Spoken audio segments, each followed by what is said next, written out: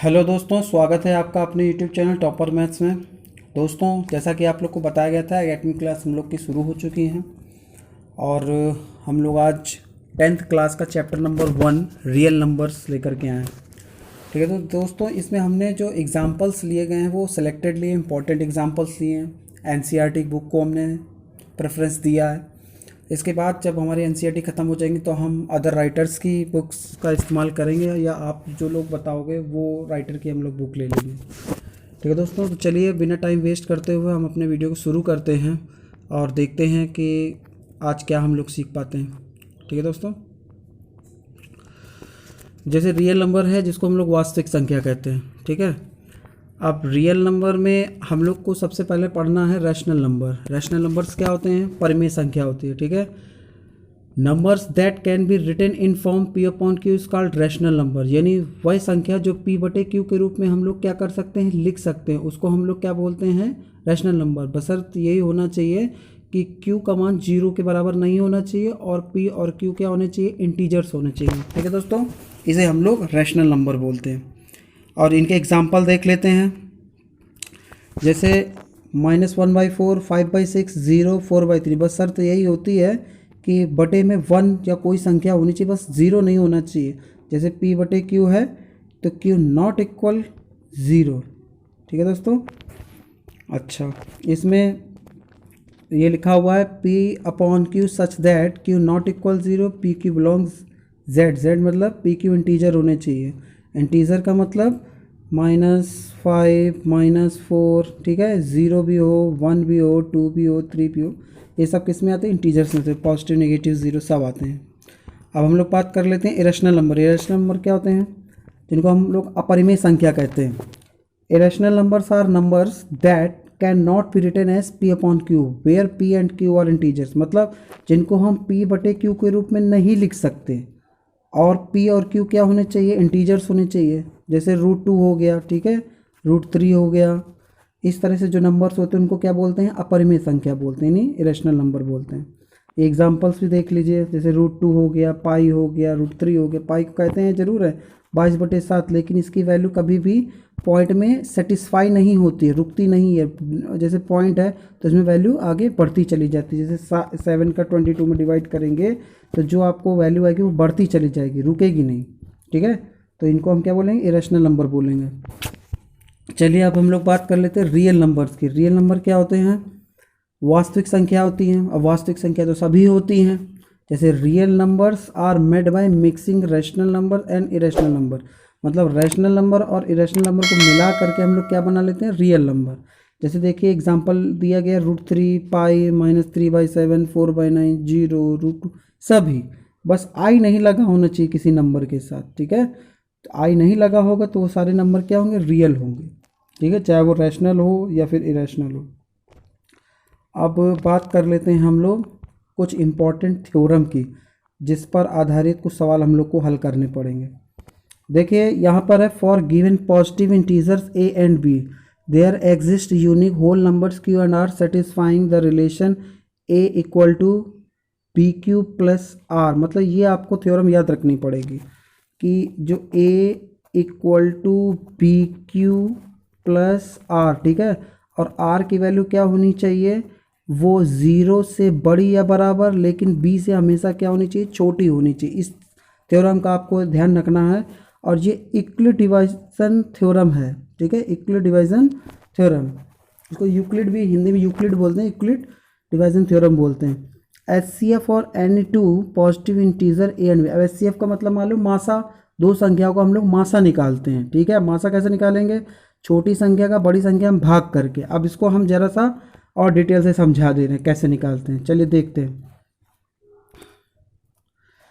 यहाँ पर जो सबसे पहला रूल है, ये जो लिखा है a equal to B Q plus R, इसका क्या मतलब है, इसका मतलब ये है कि b से हमें डिवाइड करना है किस में, a में। तो ये आता है क्वेश्चन जिसको हम लोग भागफल बोलते हैं। और कुछ जैसे मान लीजिए कोई भी संख्या आ गई, उसके बाद आया है रिमाइंडर जिसको हम लोग शेषफल कहते हैं, ये रिमाइंडर आया।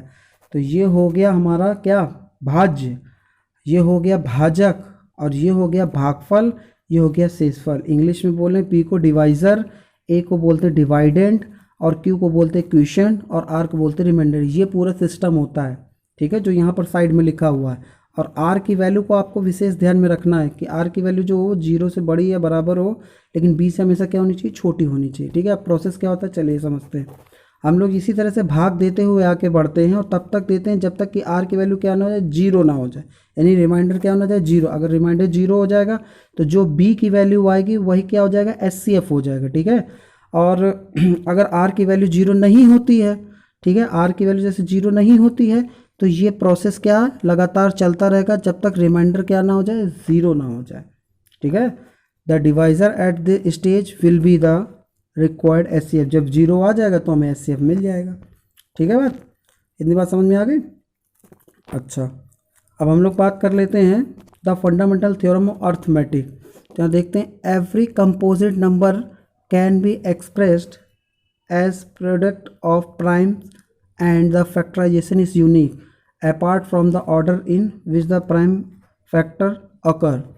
जैसे 24 है, 24 का फैक्टर करेंगे तो इस तरह से आएगा, ठीक है। तो कुल मिला के इसमें फंडामेंटल थ्योरम से यही बताया कि इसका गुणनखंड किस तरह से आपको लिखना है।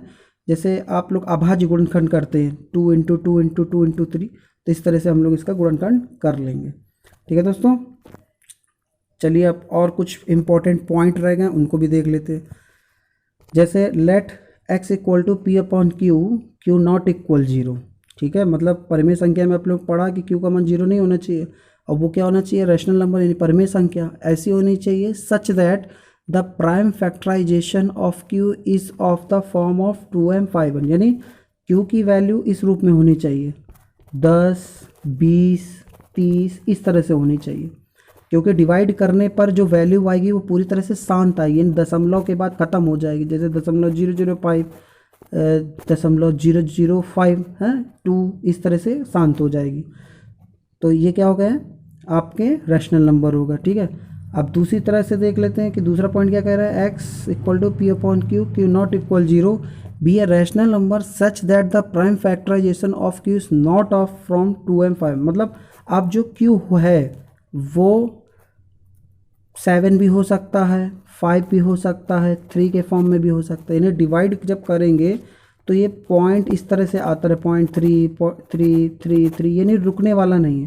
तो इसीलिए हम लोग ने इसको क्या बोला, नॉन टर्मिनेटिंग रिपीटिंग, यानी नॉन टर्मिनेटिंग रिपीटिंग मतलब ये शांत होने वाला नहीं, ये अशांत दशमलव। और ऊपर वाला जो बात की थी उसमें हम लोग क्या कह रहे थे, शांत दशमलव। जैसे टर्मिनेटिंग बोला ना, शांत हो जाता है वो दशमलव, जैसे 0.5 आ गया, 0.025 आ गया, यानी कहीं ना कहीं रुकेगा तो, लेकिन ये रुकेगा नहीं, ये दशमलव 33333 आगे आता है। इसकी डिटेल आपको क्वेश्चन हल करके बता दी जाएगी, ठीक है। और लास्ट में पॉइंट बोला गया root p is irrational number which p is prime, a number is called irrational if it can not be written. ये बात हम लोग कर चुके हैं, यानी p/q के रूप में इसको नहीं लिखा जा सकता है, और q का मान 0 बराबर नहीं होना चाहिए, और pq क्या होना चाहिए, इंटीजर होने चाहिए, ठीक है। चलिए अब हम लोग कुछ इंपॉर्टेंट एग्जाम्पल देख लेते हैं। जैसे सबसे पहला एक एग्जाम्पल आ रहा है कि use Euclid algorithm to find the SCF of 4052 12,576, यानी 4052 और 12,576 का आपको मासा निकालना, ठीक है। तो मासा निकालने का क्या तरीका, आपको इसमें डिवाइड करना है, ये हो गया A, ये हो गया B, ठीक है। और एल्गोरिथम क्या होती है, A = BQ + R, ठीक है। तो जब आप डिवाइड करेंगे इसका इसमें तो रिमाइंडर कितना आ रहा, 420, तो 420 का फिर आप इसमें डिवाइड करेंगे, ठीक है। 420 का 4052 में डिवाइड किया, जब आपने फिर इसमें डिवाइड किया 272 आ गया, यानी अभी R का मान 0 नहीं हुआ है, तो 272 का फिर 420 में डिवाइड किया तो कितना आ गया, शेषफल 148 आ गया। भाग देना आप लोग को आता है, ठीक है।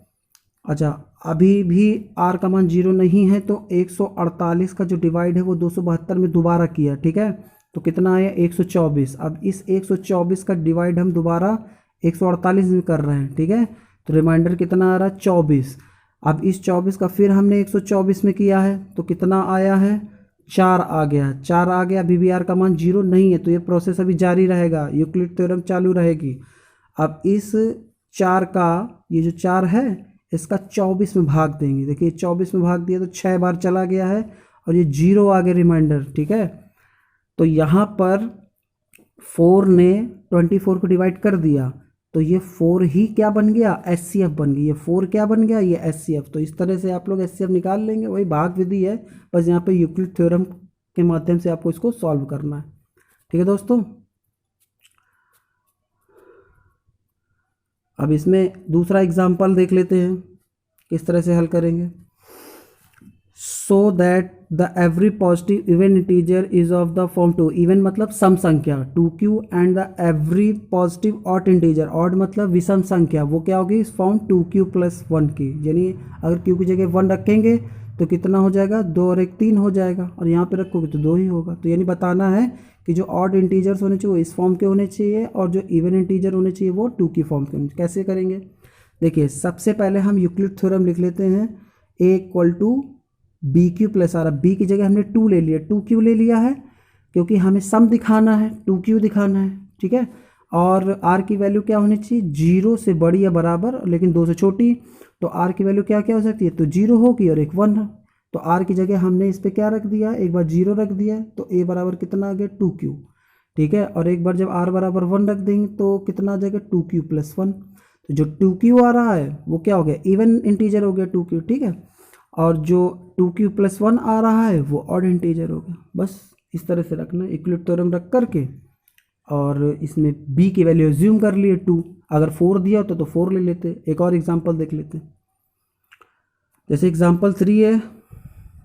यहाँ पर शो करना है कि any positive integers is form 4q + 1 या 4q + 3, यानी 4q + 1 का होना चाहिए। अब यहाँ पर देखना b की वैल्यू हम 4 लेट कर लेंगे। देखा, b की वैल्यू 4 लेट कर ली, तो r की वैल्यू जो है 0 से बड़ी या बराबर या 4 से छोटी, तो r की वैल्यू कितनी हो जाएगी, 0 1 2 3।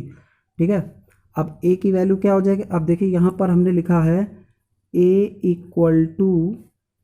4q + r। ठीक है, तो अब इसमें r की जगह पर हम देखिए 0 रखेंगे तो हमें 4q मिल जाएगा, 1 रखेंगे तो 4q + 1 मिल जाएगा, 2 रखेंगे तो 4q + 2 मिल जाएगा, 3 रखेंगे तो 4q + 3 मिल जाएगा। तो यहाँ पे हमें 4q + 1 और 4q + 3 से मतलब है, क्योंकि वही ऑड है। बाकी 4q + 2 और जो 4q आ रहा है वो कैसे है, इवन है। ठीक है, तो यहाँ पर हमने प्रूफ कर दिया है कि an odd integer is form 4q + 1 और 4q + 3। ठीक है दोस्तों, अब यहाँ पर देखिए एक एग्जाम्पल 4 है, इसको आपको हमने समझने के लिए दिया। ये पूरा सोल्यूशन है, इसमें आप देख लीजिएगा, वैसे NCERT बुक है उसमें भी आप देख सकते हैं, ये पूरा है। आपको कोई प्रॉब्लम आए तो आप इसमें हमें बता सकते हैं। इसके बाद देखिए अब आपको एक्सरसाइज 1.1 करनी है। जैसे देखिए क्या है, यूज़ यूक्लिड डिवीज़न एल्गोरिथम। आपको HCF निकालना है, यानी मासा निकालना है इन दोनों संख्याओं का, इन दोनों संख्याओं का, इन दोनों, और उसी तरह से डिवाइड करके निकालना, और तब तक निकालना है जैसे हमने बताया था ना, a = bq + r का रूल लगा के। So that any positive odd integer is from 6q + 1 6q। अब यहाँ पे 6 लेट कर लेना b की जगह। ठीक है, तीसरा क्वेश्चन है, an army contingent 616 member is to march behind any army band of 32 members in a parade. इसमें भी आपको डिवाइड करके निकालना व्हाट इज़ द मैक्सिमम। चलिए क्वेश्चन आप नोट कर लीजिएगा, इसमें थोड़ी देर वीडियो इसमें आपको दे दिया है, तो आप इसे देख करके क्वेश्चन नोट कर लें। ठीक है दोस्तों, तो आप ये क्वेश्चन करेंगे, कोई क्वेश्चन में प्रॉब्लम आती है तो आप हमें बता देंगे। ठीक है, तो हम अगले वीडियो में आपका इसका सोल्यूशन करा देंगे। धन्यवाद।